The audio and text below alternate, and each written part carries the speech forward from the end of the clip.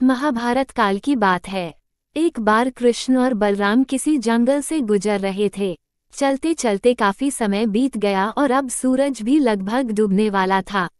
अंधेरे में आगे बढ़ना संभव नहीं था, इसलिए कृष्ण बोले, दाओ हम ऐसा करते हैं कि अब सुबह होने तक यहीं ठहर जाते हैं, भोर होते ही हम अपने गंतव्य की ओर बढ़ चलेंगे।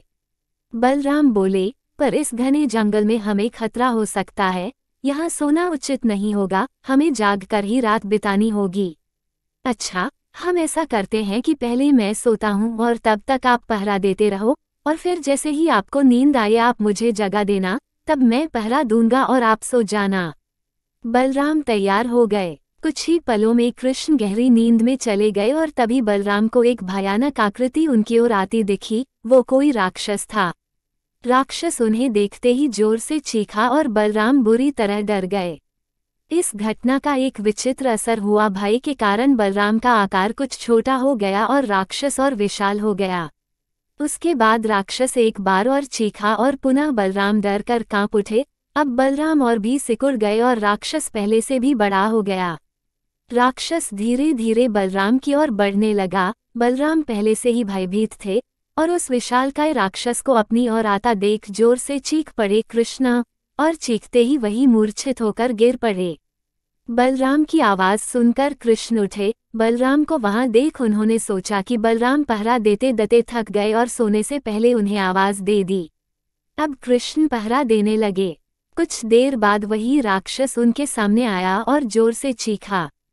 कृष्ण जरा भी घबराए नहीं और बोले, बताओ तुम इस तरह चीख क्यों रहे हो, क्या चाहिए तुम्हें?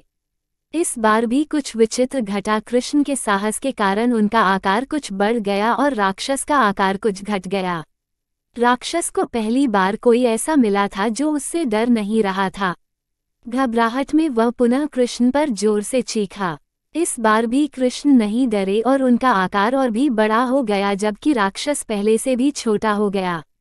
एक आखिरी प्रयास में राक्षस पूरी ताकत से चीखा, पर कृष्ण मुस्कुरा उठे और फिर से बोले, बताओ तो क्या चाहिए तुम्हें?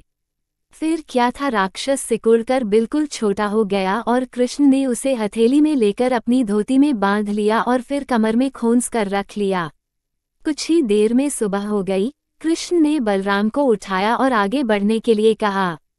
वे धीरे धीरे आगे बढ़ने लगे। तभी बलराम उत्तेजित होते हुए बोले, पता है कल रात में क्या हुआ था?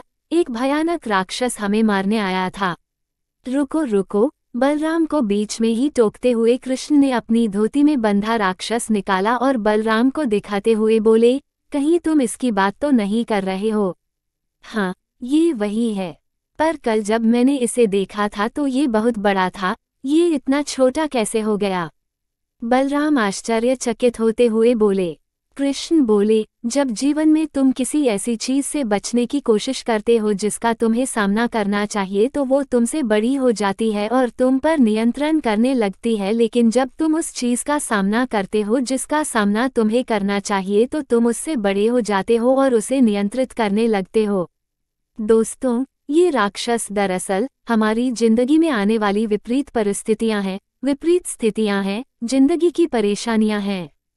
अगर हम इन स्थितियों को नज़रअंदाज करते रहते हैं तो ये समस्याएं और भी बड़ी होती चली जाती हैं और ये हमें नियंत्रित करने लगती हैं, लेकिन अगर हम इनका सामना करते हैं, आत्मविश्वास के साथ डटकर इनका मुकाबला करते हैं, तो यही समस्याएं धीरे धीरे छोटी होती चली जाती हैं और अंततः हम उन पर काबू पा लेते हैं।